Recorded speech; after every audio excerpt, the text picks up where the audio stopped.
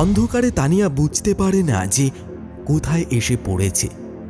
হঠাৎই তার নাকে এক পচা গন্ধ আসতে থাকে। তানিয়া এদিক ওদিক হাতড়াতে থাকে। হঠাৎই তার হাতে কিছু একটা ঠেকে।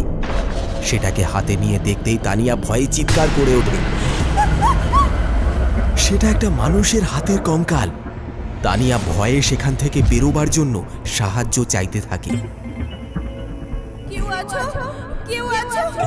Please help me. অনিশ, দীপ্তি, তোরা কোথায়?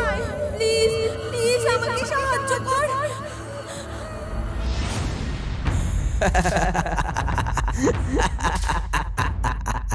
জশ, জশ তুই এসেছিস?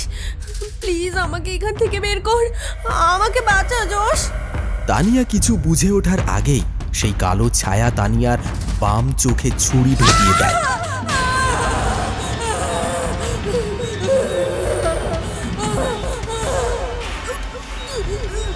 এরপর পিছন থেকে কেউ তানিয়ার মাথায় বেলচা দিয়ে খুব জোরে আঘাত করে, আর তানিয়া যন্ত্রণায় ছটফট করতে করতে লুটিয়ে পড়ে সেই গর্তে।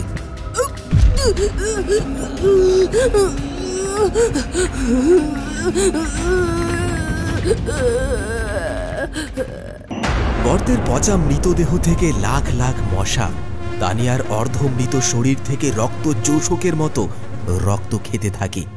তখনই তানিয়ার অর্ধ অচেতন শরীরের কানে ভেসে আসে তার খুব পরিচিত চারজনের হাসির শব্দ।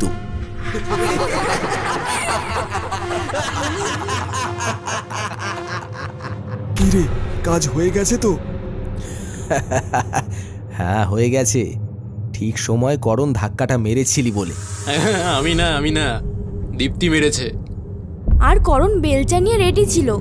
গুড জব গাইজ, এতদিনে আমাদের পথের কাঁটা শেষ হলো। সেদিন ভাগ্যিস ডায়েরিটা যশের হাতে পড়েছিল, তাই জানতে পারলাম তানিয়া এত দূর এগিয়ে গেছে। ও আমাদের কলেজে ড্রাগস পাচারের ব্যাপারটা পুরোটা জেনে ফেলেছে।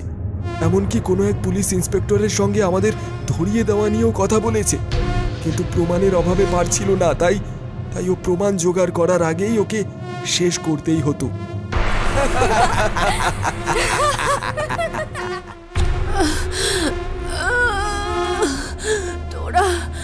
তোরা আমার সাথে এটা ঠিক করলি না তোরা। বলতে বলতে তানিয়া জ্ঞান হারায়।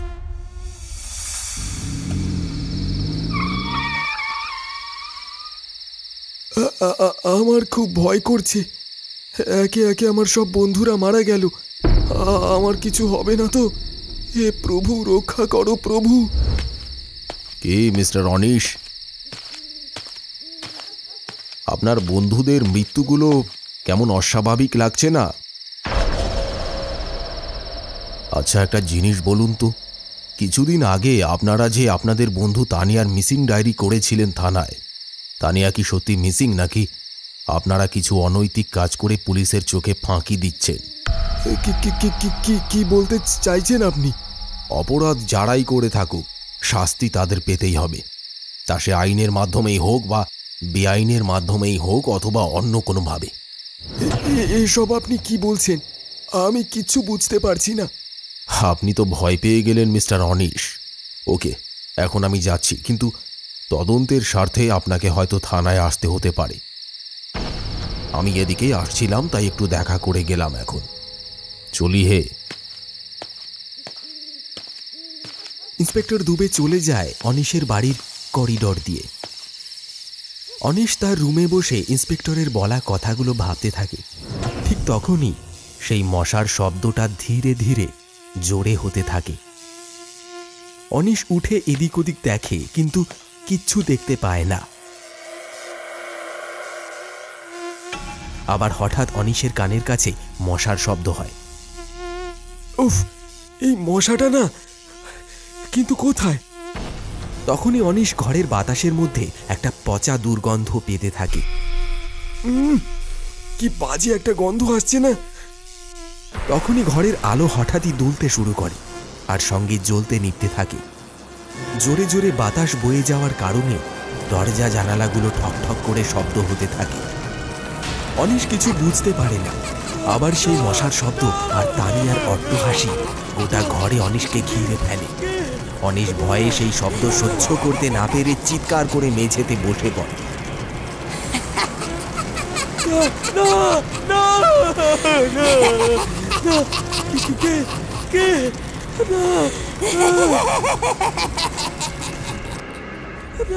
অনিশের চিৎকার পুরো বাড়িতে ছড়িয়ে পড়ে। অনিশের চিৎকার শুনে ইন্সপেক্টর দুবে করিডোর দিয়ে অনিশের ঘরের দিকে দৌড়ে আসতে থাকে।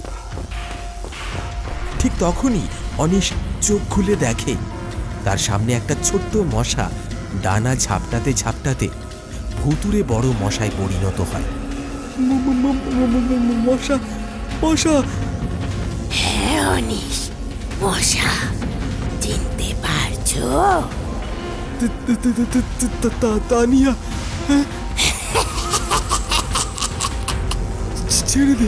ছেড়ে দে আমাকে, আমার ভুল হয়ে গেছে, ক্ষমা করে দে আমায়।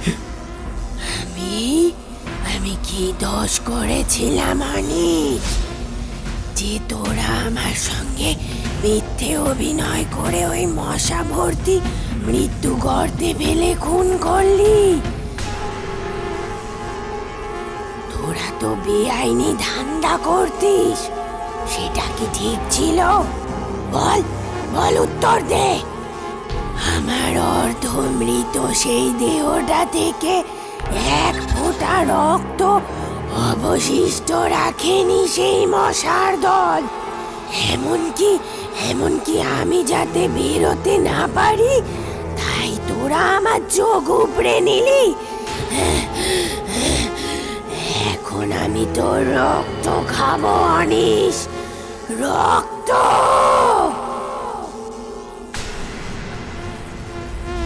না না না না না,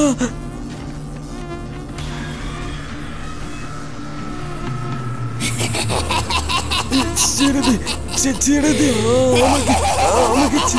অনিশের দিকে সমস্ত মশার দল আক্রমণ করে। অনিশের শরীর থেকে তাজা রক্ত খেতে থাকে তারা।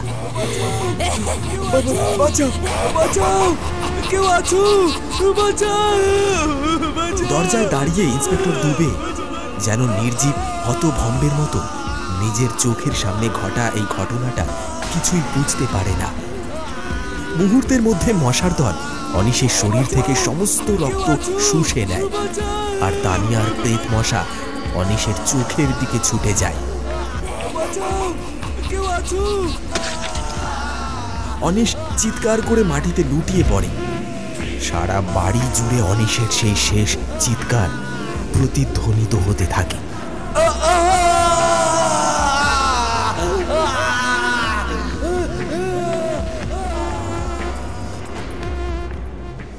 এখন অনিশের রুমের পরিবেশ আগের মতোই শান্ত। একটু আগেই যা ঘটল তা নিজের চোখে বিশ্বাস করতে পারছিল না ইন্সপেক্টর দুবে। অনিশের রুমে যে কত লাখ লাখ মশা ছিঁড়ে খাচ্ছিল অনিশের তরতাজা শরীরটাকে, সেখানে এখন একটি মশার চিহ্ন মাত্র নেই। ইন্সপেক্টর দৌড়ে গেল মেঝেতে পড়ে থাকা অনিশের সেই মৃতদেহটার দিকে। অনিশের শরীরটিকে দেখে ইন্সপেক্টর দুবের গা শিহরিত হয়ে উঠল। আর ঠিক তখনই ইন্সপেক্টর দুবের কানে এলো সেই মশার শব্দ। রোহিত,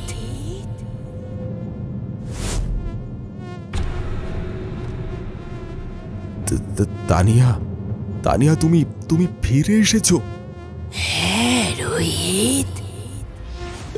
এখনো আমার সেই দিনের কথা মনে পড়ে। কি ভয়ানক অবস্থায় আমি তোমাকে হাসপাতালে ভর্তি করেছিলাম, কিন্তু 3 দিনের মাথায় তুমি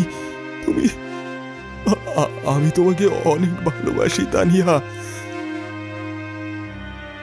তুমি ওই অবস্থাতেও আমাকে সব কথা বলার চেষ্টা করেছিলে, কিন্তু আমি আইনের রক্ষক হয়েও কিছু করতে পারিনি শুধুমাত্র প্রমাণের অভাবে। আর আজ তোমার আত্মা শান্তি পেল।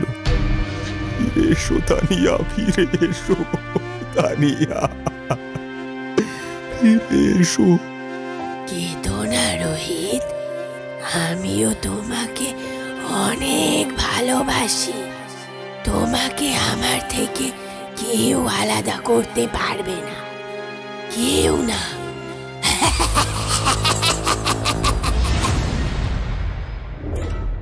রোহিতের জীবনে কি আবার তবে তানিয়া ফিরে আসবে, মশা প্রেত রূপে নাকি অন্য কোনো রূপে?